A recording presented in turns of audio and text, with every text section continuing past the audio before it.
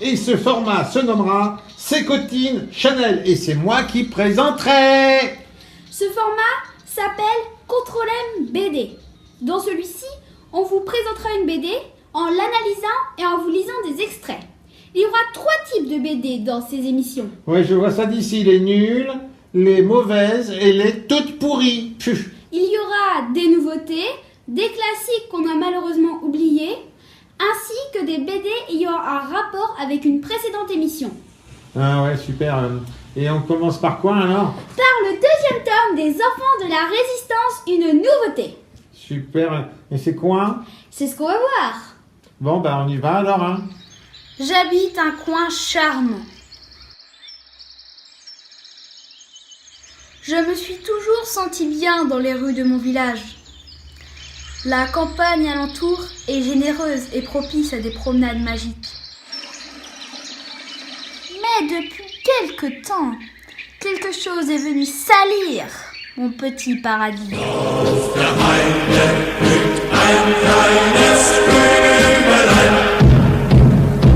Cette BD raconte l'histoire de 3 enfants qui décident de mener la résistance dans leur village durant l'occupation nazie.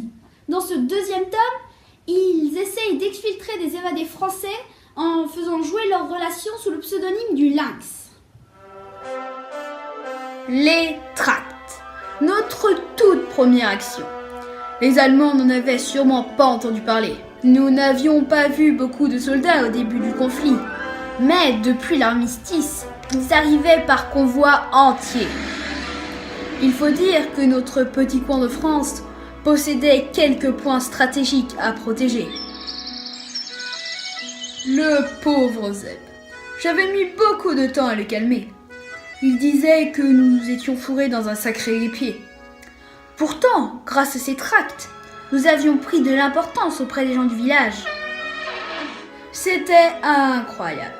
Mais nous étions devenus, sans le savoir, les fédérateurs de tous les insoumis des alentours. Le curé? Mais il est déjà venu ce matin. Totalement bidon. Oh que non, il y avait de nombreux enfants de la résistance. S'ils n'agissaient pas directement, ils pouvaient faire office de messagers. Parce qu'on n'avait pas encore inventé les SMS. Ce nom de guerre commun est vraiment très important. Car si l'un de nous se fait tuer par les nazis, le Lynx continuera à vivre grâce aux 2 autres. Tu ne dois pas dire ça, François. Tu peux pas. Pour Zeb et moi, réunir les révoltés était devenu comme un jeu. Mais Lisa, elle, connaissait déjà la vérité crue de la guerre. Mon papa nous donna très vite une date. 12-10, le libre. Le libre. Lui aussi s'était choisi un nom de guerre. C'était si touchant que je décidai de conserver la pierre. Organiser une communication sans contact direct était très lent et demandait beaucoup d'imagination et d'audace. Même si nous avions un idéal commun, il fallait construire des cloisons entre nous pour la sécurité de tous. Le grand soir arriva enfin. Je voulais assister personnellement au démarrage de notre première exfiltration. Croyant naïvement tout maîtriser, le Lynx eut droit à une surprise. La vision des enfants sur la Deuxième Guerre mondiale est plutôt intéressante, car ils découvrent petit à petit les enjeux de la guerre et de la résistance. Tous au fond de la classe. Mais qu'est-ce qui se passe, monsieur? Il cherche quelqu'un. Oh, regardez, il porte un uniforme français.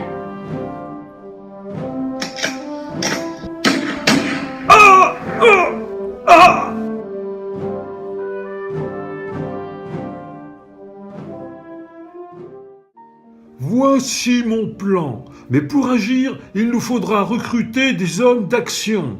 Nous allons à nouveau devoir contacter le Lynx.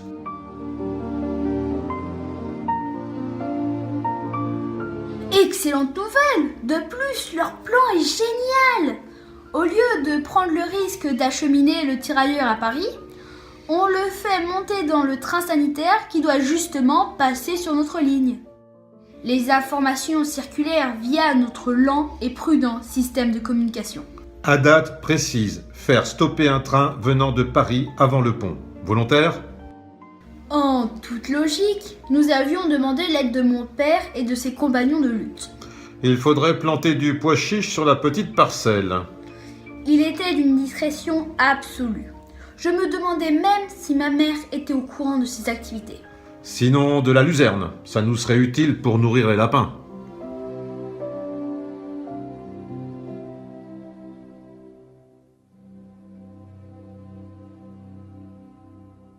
Aïe, aïe, aïe, aïe, aïe, encore plus sinistre que l'histoire de Charles VII, sans Jeanne d'Arc en plus. Je ne peux que vous conseiller cette BD hyper intéressante sur une page de notre histoire. Ouais, ben moi je vais m'inspirer de ce bouquin-là pour mener la résistance contre le diabolique Dr M. Un complot contre moi. Je vais te faire fusiller, Sécotine. Retraite stratégique. Sécotine, reviens. Il est temps pour toi de passer au peloton d'exécution.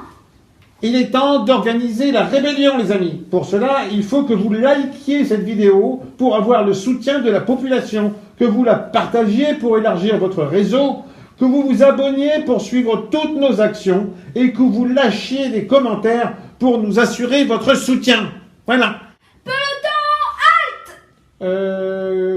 Comment ça, halte? présentez armes. Comment ça, arme? En joue. Comment ça, on joue? Feu! Comment ça, feu?